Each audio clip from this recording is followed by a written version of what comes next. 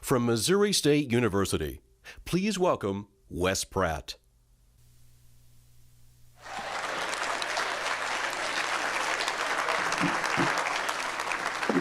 Well, good afternoon. D. Wampler.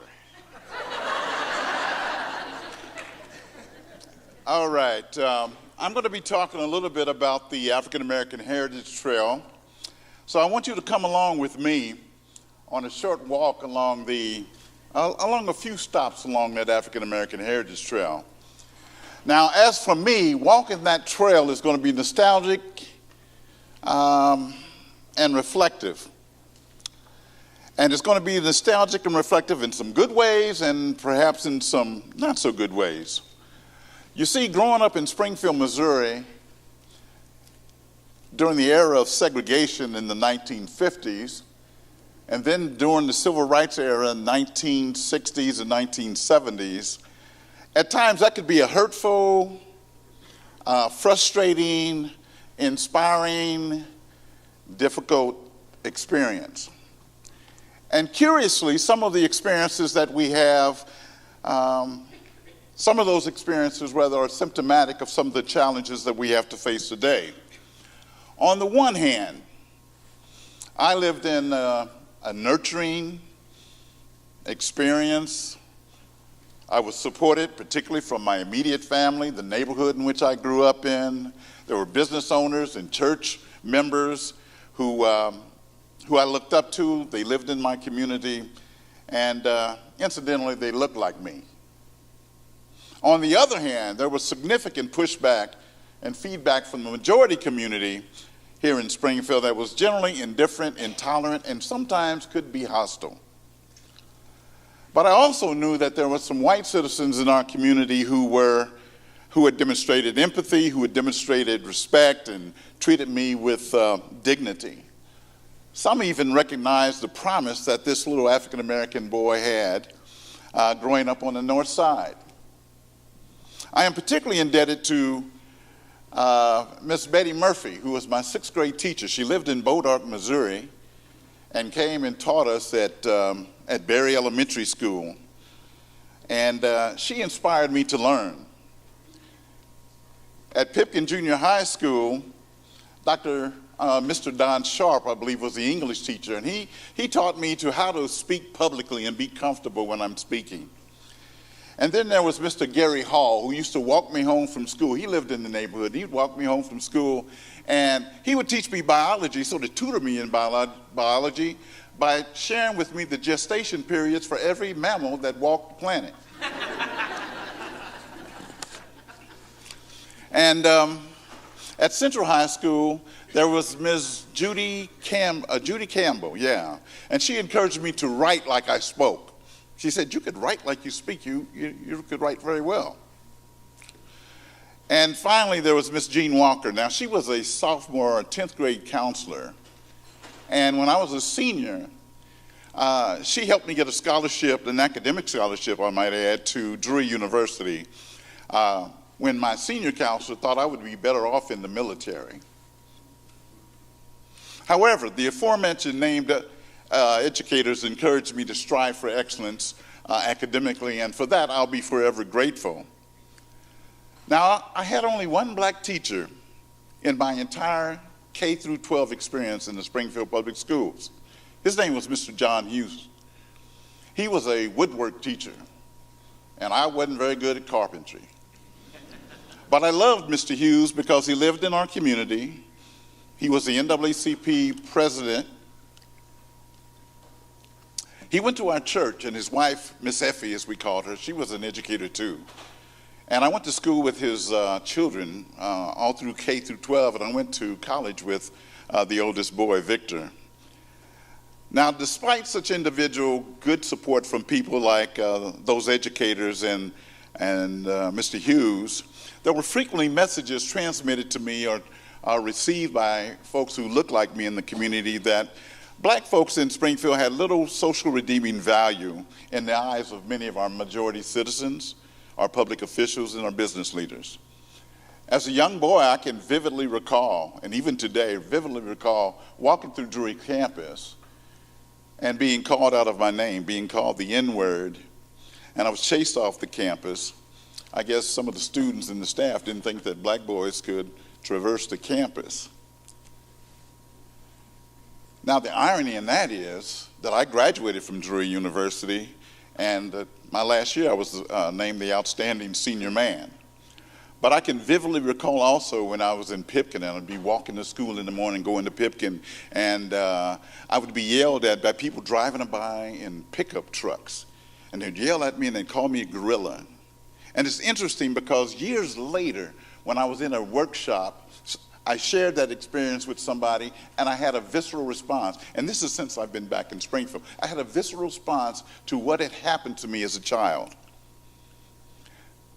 Now, you must understand that where I lived on the north side of town, there were white folks that lived in my neighborhood. They went to school with me. We played together. We had sleepovers at our homes, at each other's homes. And so they generally got it. They didn't have problems. The problems that I had faced as a young person, as a young boy, walking through my neighborhood had to come from, generally they were adults. They were not other children, they were adults. And just the other day, I saw an interview of a former Springfieldian. He's an African-American male by the name of Irvin Logan. And his uncle was Uncle James Logan, who used to have a neighborhood store in our community. And I lived in the Sherman Street area. And Uncle James had this pinball machine. It's the first time in my life I'd ever seen a pinball machine and ever got a chance to play it. I was never very good with that. But Irving was sharing this story about growing up in Springfield and his experiences associated with Route 66 and the business that his aunt Alberta owned, which included a hotel where he worked as a youngster. And he said this, and I found it provocative. He said, kids saw the absurdity of segregation, and we generally got along well. I would concur with that. However, if we're honest with ourselves, there have always been certain uneasiness between blacks and white folks, and there still is in our current political and social environment. But perhaps it's not about race, but about difference and the lack of awareness, of knowledge, and engagement with folks who are different, however broadly we might define difference. I recall how that uneasiness reared its ugly head when I returned home to Springfield back in 2008. After being gone for like over 30 years, I was living and working out of state. And so I got hired at Missouri State University, and I was excited about the opportunity. I had reviewed a State of the University address, and the former President Nitzel had talked about emphasizing the value of diversity and the need to promote diversity. And I'm proud to say that even today, the university and its leadership, President Smart and Administrative Council, are promoting the value of inclusion and diversity. And so I read that, and I wanted to immediately be associated with Missouri State University. Now, the interesting thing about that was it was the very university that I used to demonstrate against and organize marches against when I was in high school and college at Drury, along with the Missouri State students and people in the community. And so it's kind of interesting, I've sort of come full circle from being on the outside advocating for diversity and inclusion to being on the inside advocating for diversity and inclusion. But I recall being interviewed by the news leader and thinking at the time, I knew what that response was going to be from the people in Springfield. The article was written about me and my colleague Juan Meraz and how we were the coordinators for diversity outreach and recruitment. It received generally positive feedback, but as often is the case, the negative feedback stood out. Several people were critical, and one reader actually wrote in the comment section, Wes Pratt was a black racist at Drury, and he's a black racist now. Signed, Crawdad. Crawdad? Well, immediately it took me back to when I was a kid growing up in this community. But it caused me to think about it, because the reality was that folks who think like that, and even sometimes African Americans themselves, didn't know or understand the history of many of the citizens who reside here.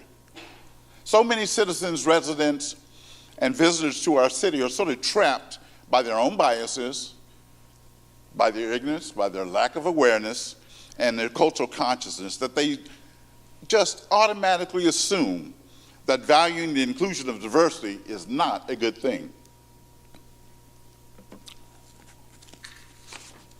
However, not long after that particular story ran, I was invited as a guest of Rob Baird, as a matter of fact, to the Chamber of Commerce's annual dinner, where former chairman Tim Rosenberry stated that the priorities of the Chamber of Commerce were going to be to promote diversity and to combat or fight poverty.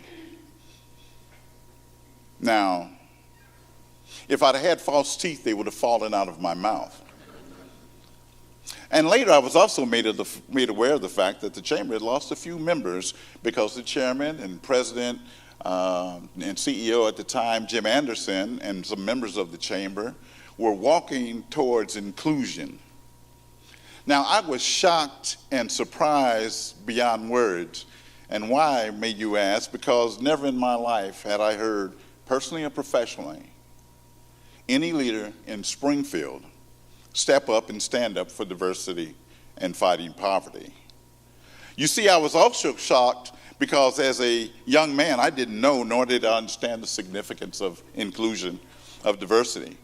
I didn't understand the real value of heritage, of history, or the contributions and the legacy of black people in this region. A history that even included, that I found out when I came back here, that even included slaves from Kentucky, of whom 3 of my children are direct descendants.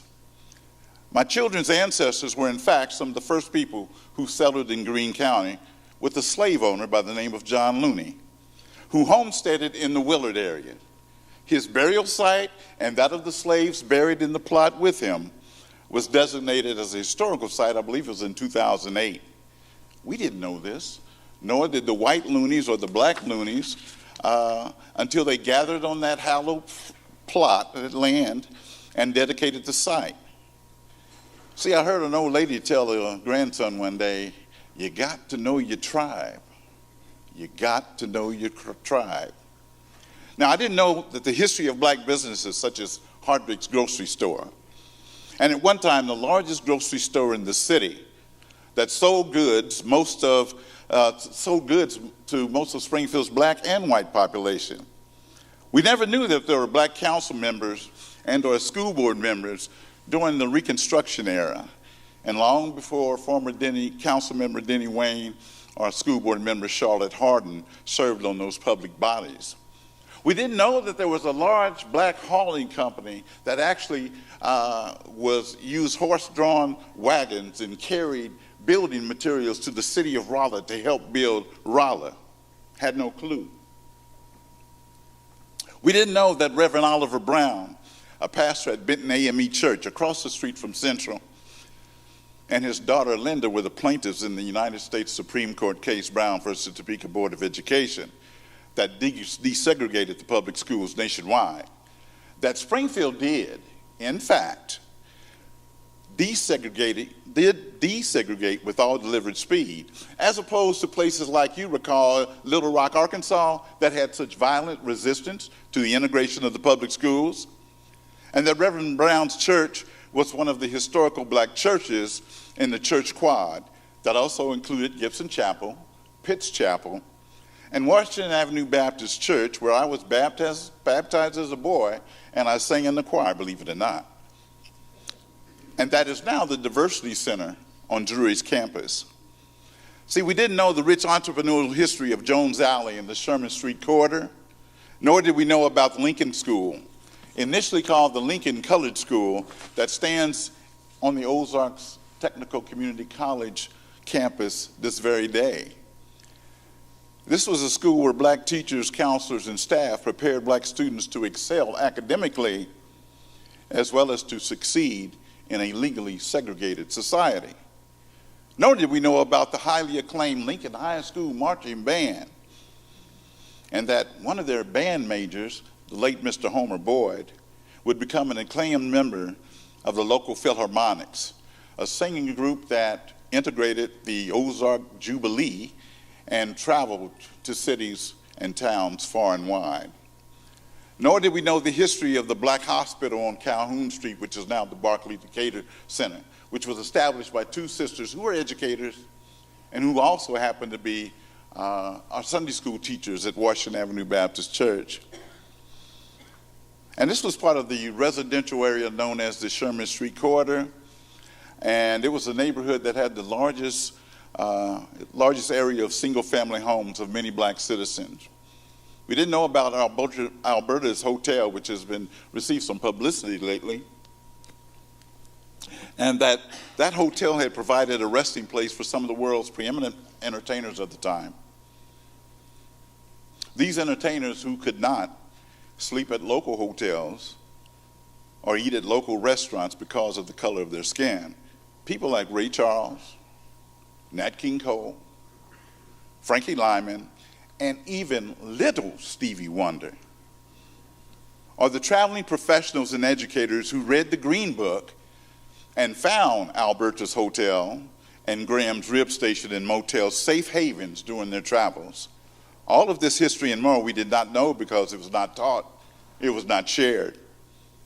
We're not taught the history of the Civil War and that thousands of Missouri blacks had played a role in that national conflict locally as well as in the states of Missouri, Arkansas, and in this nation.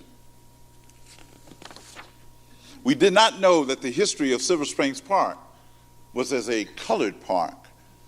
It was a sacred recreational and social gathering place, and it was granted to blacks who could not attend any of the other local parks in this community. So as a young boy, as a young child and a young boy growing up, I would have loved to have known that history, even though some of it may have been hurtful and painful.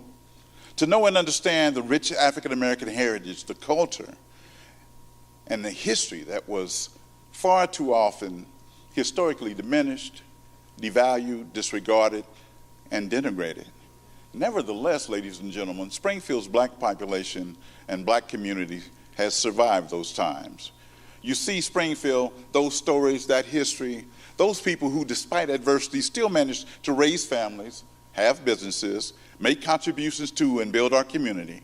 Many still remain a part of our city and this region in spite of not being recognized and or validated or fully accepted. And as a matter of fact, they themselves did not recognize their worth due to the vestiges of slavery, racism, bias, and legal segregation. But Springfield, I want you to know something today. I want you to know that also when I returned in 2007, after leaving here in 1976 to further my education, I also learned and realized that slowly, consistently, deliberately, change had been coming to my hometown and to this region. Change championed and led by some of you in this room, in this auditorium, and most importantly, many of you who are still here today who are stepping up, standing up, and staying up for a more inclusive community that values inclusive excellence. I've come to know, to work with, and to befriend many of you who have worked intentionally and consistently to make Springfield and Greene County a more welcoming, engaging, and accepting community for all. Symbolically and politically this past summer, your city, our city, and its community partners officially recognized the heritage of African Americans in the Springfield-Greene County region.